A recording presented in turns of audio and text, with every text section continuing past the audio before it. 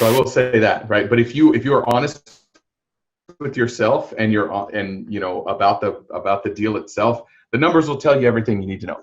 So what I focus on, and bear in mind, I am specifically now talking about long-term rental real estate. And what I mean by long-term is longer than 5 years. You're going to hold it longer than 5 years, right? So when I look at long-term rental real estate, this is me personally, okay? There's a ton of different ways to do it that are really, really good. Now you can buy, coastal real estate that basically breaks even and you're riding the appreciation wave. There's nothing wrong with that. You can buy in downtown Detroit and you can get a property for 40 grand and have it rent for $1,500 a month. Nothing wrong with that, okay? Where I focus though is in this, what I call the sweet spot, which is basically in the middle of that. I look for, now when I say I'm talking about buying renovated properties, right? Properties that are renovated, ideally with the tenant in place, under management. Okay. I look for properties that are anywhere from 80 to 180,000, and the rent is about 0.75 the purchase price ish. Okay. Right? 0.75 and above. I don't typically go below 0.75. And if anything is 1.25 and above, I start really looking hard at the area, right? Mm-hmm. If something's $100,000 and it's rented for $1,500 a month, that sounds awesome. The numbers pop off the page, but why? Right? Yeah. Why is it available? Why are you getting numbers like that? Right? So, some of the deals that you and I did, the numbers were eye-popping, and there were reasons for it. Right? Right? You had a very specific hyper niche of HUD-VASH type deals, and that was the reason for it.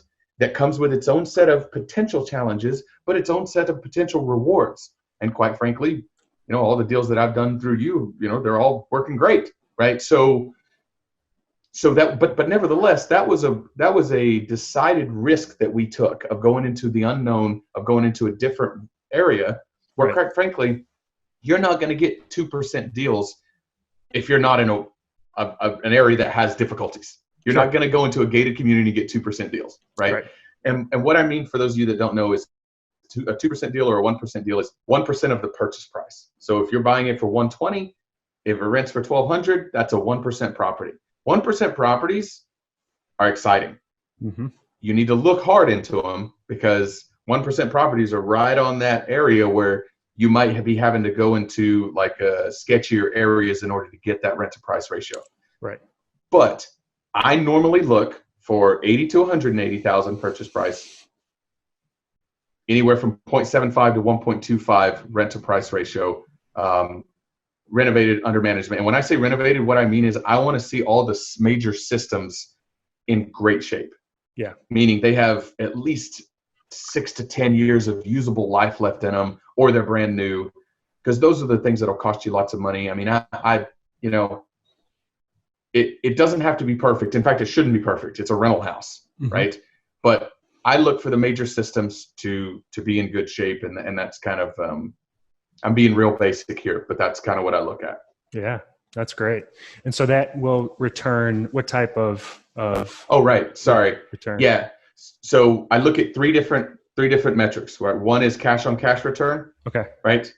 Which is I take rent and subtract principal, interest, tax, insurance, property management, maintenance, and vacancy. So some estimate for maintenance, some estimate for vacancy. After all that is said and done, I take what's left, multiply it by 12, and divide it by the amount that I put down on the house, and that's what I consider my cash on cash return. There's a lot of different ways to calculate this. What I would recommend is find the one that works best for you. Mm-hmm. Okay. And I look for anywhere from 8 to 12% cash on cash return, depending. If it's in a nice B-class neighborhood and it's a nice property, maybe it's a 1,800 square foot house and it's 3 bedroom, 3 bath or something like that, that's going to have good appreciation and resale value, I'll accept a 7% cash on cash return.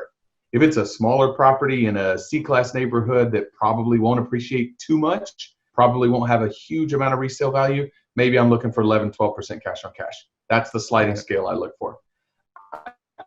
Guys, I'll say 2 things about these types of properties. Number one, they're not your eye-popping home runs, because this is not a swing for the fences strategy. This is a money ball strategy. I want to get on base lots. And if I get on base enough, I win the World Series, right?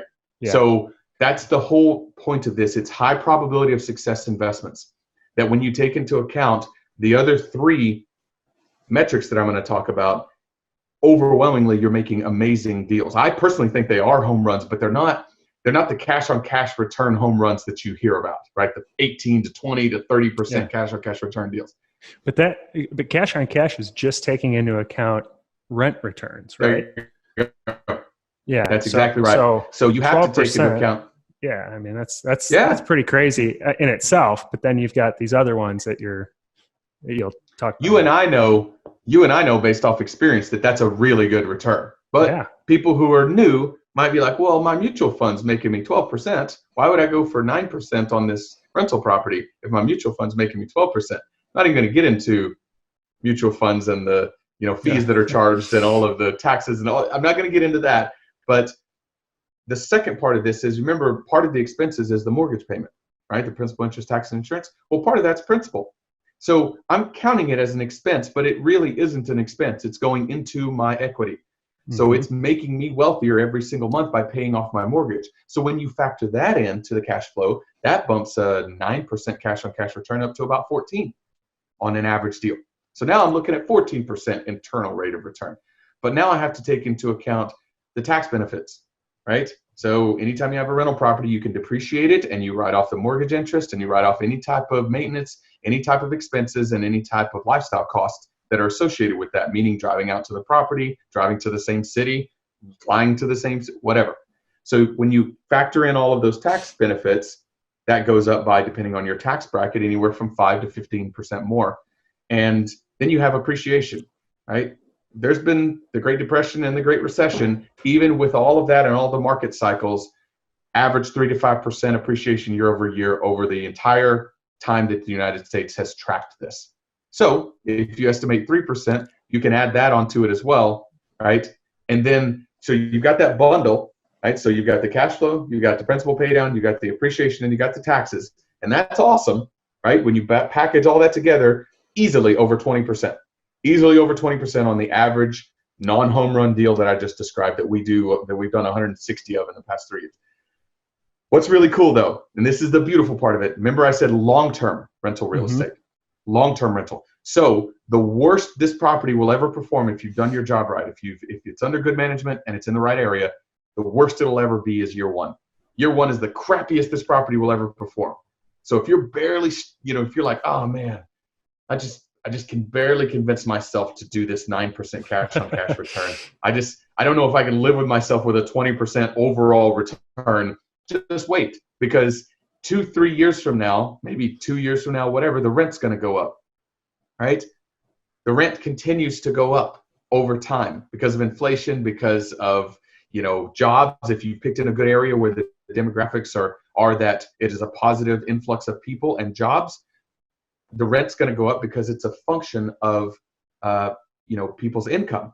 Right. And so in Memphis, for instance, you've got FedEx, you've got Amazon, you've got, the St. Jude's Hospital, you've got the International Airport, you got all of these different things that are producing income for working people. And so that causes the rent to go up. So the rent will continue to go up. The property will continue to appreciate, and, your mortgage stays the same. So literally, I've got projections out the wazoo, right? That I always include projections with every one of the properties that I sell. So you'll see these projections. Year one, your cash on cash may be 10%.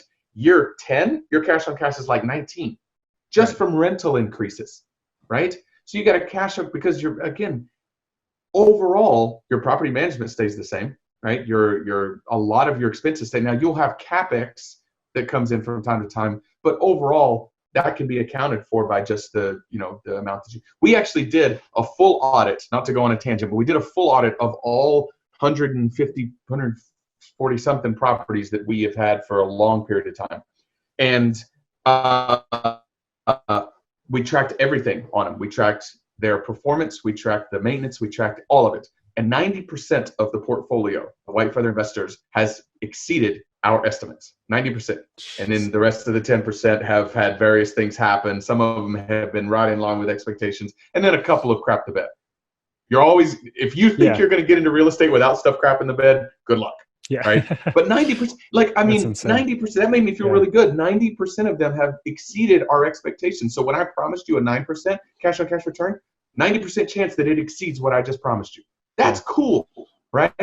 And so at the end of the day, if you look at a property and then you fast forward 10 years, you could have gone into a coma and woken up 10 years later and been wealthier than when you went into the coma, because it's under management. The mortgage is automatically taken out. All of the stuff is automatically paid for by the property manager, and he just distributes you the rent, and then the bank takes it out of that same account if you set it up properly. So the way that I talk to people is like, you really want passive? Set it up this way. That way you can go do your job or whatever, and you just become wealthier in your sleep. That's the whole point. Yeah. Yeah. And I'm glad you brought up that point about doing the audit, and that you actually did the audit to see that, because I get so annoyed when I hear constantly about the toilets and tenants thing. You know, it's like the mantra of people who have never done real estate investing before, or have maybe done it the wrong way and then they quit. And they say, oh, well, if you buy a rental property, you're going to be over there at 2:00 in the morning unclogging a toilet. And I promise you, I have never even come close to unclogging a toilet at 2:00 in the morning. And you've done 160, deals here, and you haven't either. So, hey, hope you enjoyed this segment of the episode with Buddy Rushing. If you did like it, please hit subscribe. You can hit the little bell next to it. It will notify you when new videos come out, and new videos do come out every Wednesday. You can also listen to the entire interview with Buddy and with a lot of other really sharp guests at our podcast, Living Off Rentals podcast, on any podcast player. And you can join the Facebook community, Living Off Rentals Facebook group, and you can ask any of your questions there, continue the conversation. I'm in there almost every day, so I hope to see you there, and I will see you next week.